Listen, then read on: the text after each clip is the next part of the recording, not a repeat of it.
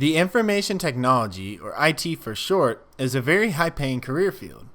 With the rate that technology changes and advances today, you can be assured that computers aren't going anywhere anytime soon, and neither are the people who build or work on them. However, IT is perceived as a difficult field to get a start in because of the very common belief that you can't get into the IT field without IT experience, but you can't get IT experience without being in the IT field. So it's viewed as a catch-22. I want to help you understand what steps you need to take and repeat in order to get your first IT job or even subsequent IT jobs.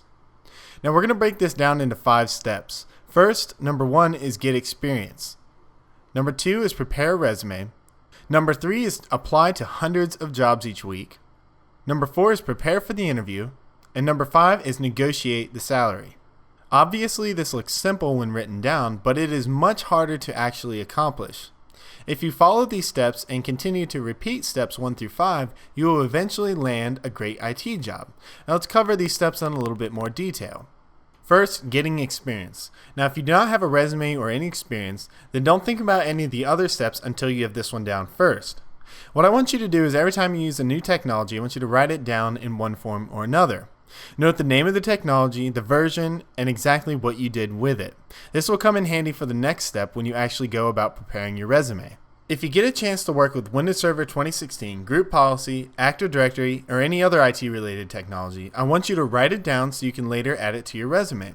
Make sure that your notes are detailed enough that if you come back in 5 months and an interviewer asks you about that particular experience, you are able to spend about 2 or 3 minutes talking about what you did with that particular technology. Now let's talk about preparing your resume. A resume is an organized document that lists your skills and abilities. This document lists all the experience you have gained, whether it's on your own time or on the job like we've talked about before.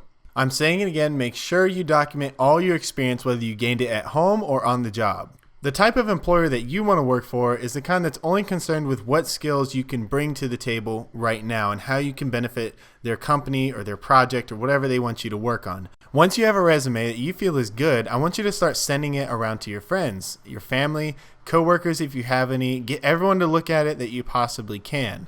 Now what this does, it'll allow them to find typos, errors in your resume. A lot of people are going to have suggestions. You don't have to take them. You definitely want to take advice from someone who knows what they're talking about. So someone who works in the IT field, maybe a recruiter, anyone who knows about resume writing. You can take advice from people who are English majors, for example, someone who knows how to write. If you visit my website, itflea.com/resources/WSA, you can find an example resume for download. Now the password to that page is WSAITFLEE. Okay, and that's for all my students who are enrolled in this course. You can just log into that. You can download the resume. Any other resources for this course I will put on that page. I also have a coaching service where I will look over your resume and help you figure out how you can make it better to give you a better chance of getting an IT job. The next thing we're going to talk about is applying to jobs.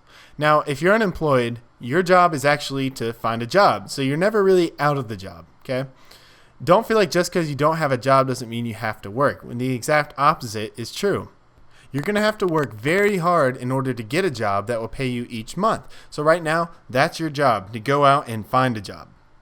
What I recommend is that you apply to at least 10 to 15 jobs every single day. Now, if you've already applied to all the jobs that are in your area, then you probably need to consider relocating or widening your job search. I like to use the following job sites for job hunting in America, although they may also apply to other countries as well. Indeed.com, Monster.com, CareerBuilder.com, ClearanceJobs.com if you have a U.S. clearance, ZipRecruiter.com, and Snagajob.com.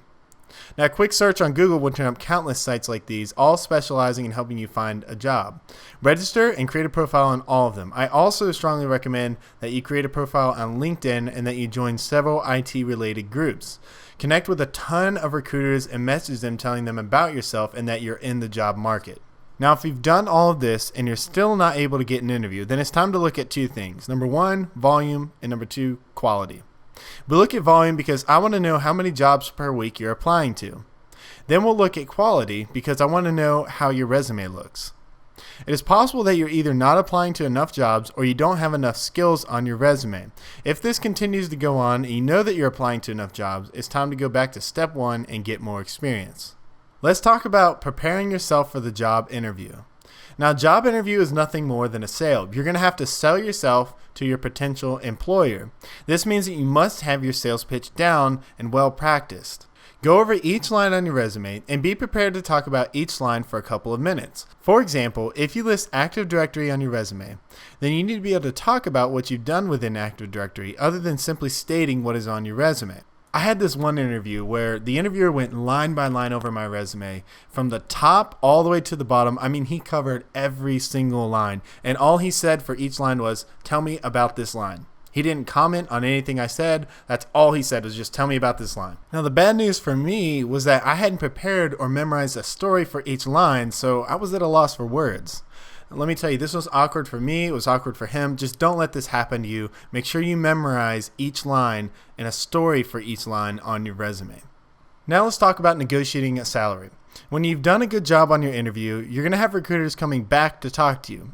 Now, more than likely, they're going to ask you how much you make a year or how much an hour you are paid. Now, what you want to do is turn this back on them and get a range from them. So what's the salary range or what's the hourly range for this position? Believe me when I say that every position has a budget. Okay, and you just want to find out what the budget is. What's the high end of the budget? What's the low end of the budget? Now, recruiters don't really like talking about this because most of the time they want to hire you as cheap as possible. And they know that they have a better chance of a hiring manager approving you if they offer you less than what you're worth. Always do your best to get them to talk numbers first. Now, sometimes if they're really adamant, they're not going to do it. You're just going to have to tell them what you want, tell them what you're currently making, and just be honest with them. Make sure you don't lie about your salary and say you make more than you do, as this gives them the reason to fire you later on down the road. And believe me, whatever you tell them is verifiable. The best companies will simply tell you how much the position pays, and they will ask if that's what you're looking for. Here's my general rule of thumb. If you know that you'll be happy to make $80,000 annually, tell them you're looking for the $90,000 to $100,000 range, but you're willing to negotiate. Now, let's just say that they are telling you the position pays $75,000 to $85,000. What you can do is just tell them that you've been looking for $90,000 to $100,000, and that'll make them put you on the higher end of the salary range for the position because they know you're looking for more. All right, it betters your chances of getting better pay. Now, of course, you don't want to be too outrageous so you can kill your chances of getting a job, but you also don't want to shortchange yourself. The last thing that I want to tell you is that remember you have to keep trying even if several potential jobs fall through. And I'm telling you right now that it's going to happen. Job searching is one of the hardest things to do because you're going to have job after job. You're going to get so excited for it. It's going to sound like it's going to work out, and then it's just going to fall through. Okay, it happens all the time. This is normal. You just got to keep going. So don't expect to get a new job within 2 weeks of searching. You're going to have to be persistent, and you're going to have to work hard in order to get that dream job you've always wanted. But in the end, I promise it will pay off. All right, that's it for this lecture. I hope these tips help you guys, and I will see you in the next lecture.